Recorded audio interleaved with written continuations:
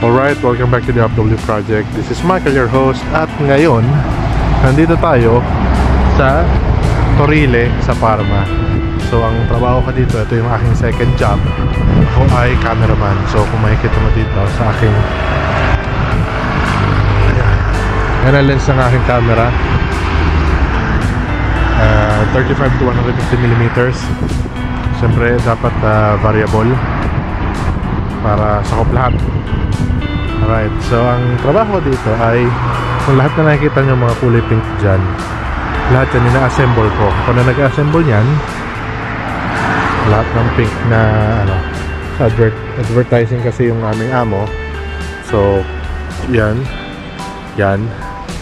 at yung sa gazebo na yan, lahat yan na-assemble ko every morning. And then ako rin ang kukuha or magtatanggal pagdating ng hapon. Yan, dalawang arc yan eh. Tapos yung mga advertisements, yan yung mga advertisements. Ngayon, after nyan, bibihis ako syempre dahil pawis ka na. And after nun, ako rin ang tagakuha ng litrato. So nahahasa ako kasi bayad na rin naman ako eh. Hindi ganun kalaki yung bayad. Kumbaga sa atin parang halos mga 15 mil siguro. Malaki na eh, sa nagsisimula sa atin. Pero dito kasi, hindi lang kasi pagkuha ng litrato yung aking trabaho, kundi pati pag-assemble na rin yan. Kaya yung parang 15 mil na yon ay parang sakto lang din. Sa isang araw lang naman yan eh. So yan, ang ginagawa ko, pupunta muna ako sa lahat ng corners, kukuha ako ng magandang kuha. Dahil kung ikaw ay halimbawa advertising yung boss, kailangan makita ng boss mo yung mismong lugar. Number 1, yung paligid. Tapos number 2, yung pagkakaayos mo, para mapakita mo sa kanya na, oh boss, maganda yung aking pagkakaayos dito. Ngayon, patawid tayo ng kalsada sa gitna. Alright. Ngayon, kung makikita nyo, ayan, yung iba kasing advertising companies, hinahayaan ka na ikaw ang bahala. Parang yung boss ko, ikaw ang bahala kung anong gusto mong kunan, ikaw ang bahala kung anong style mo ng paglilitrato, pagkuha ng pictures.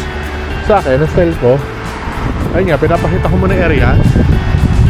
Meron akong wide angle na lens doon, 11 to 20mm.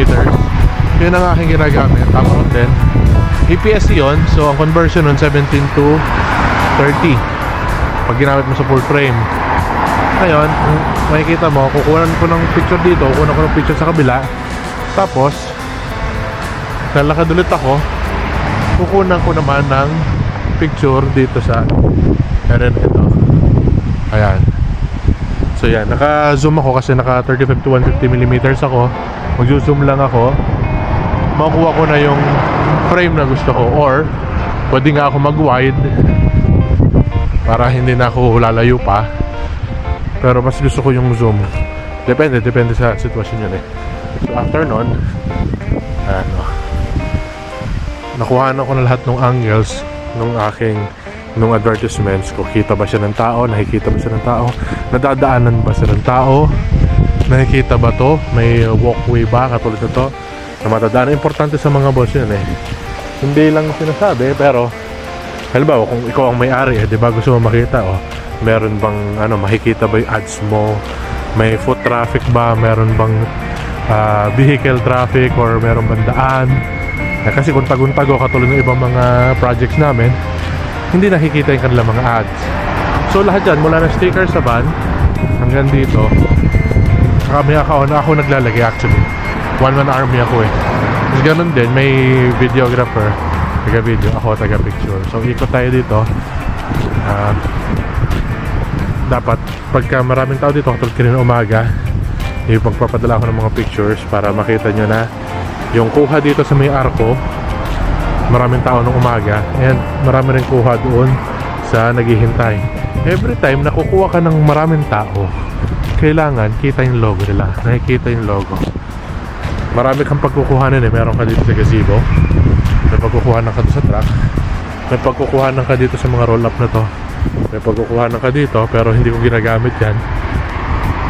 Pwede rin yung arko kasi may logo naman na heart. So So kung sino na sa Arco, mga nakapila kanina, pwede yung van doon, yung may heart na gano'n. Ito may mga van doon sa may heart.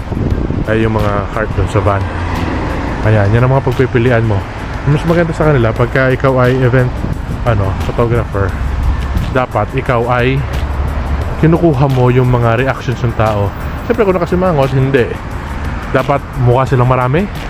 So, paano ba, kukuha ka ng wide, tapos meron kong 4 na tao lang dito, eh di siyempre meron ka mga negative spaces hindi mo magagamit yon. Ika-crop mo pa yon. So, i-frame mo na siya. Antemano, pumunta ka doon, lumapit ka, kumuha ka ng litrato na sakto doon sa frame, 4 sila, pasikipin mo lang ng kaunti kasama yung logo, good na yon. Tulad yan, merong customer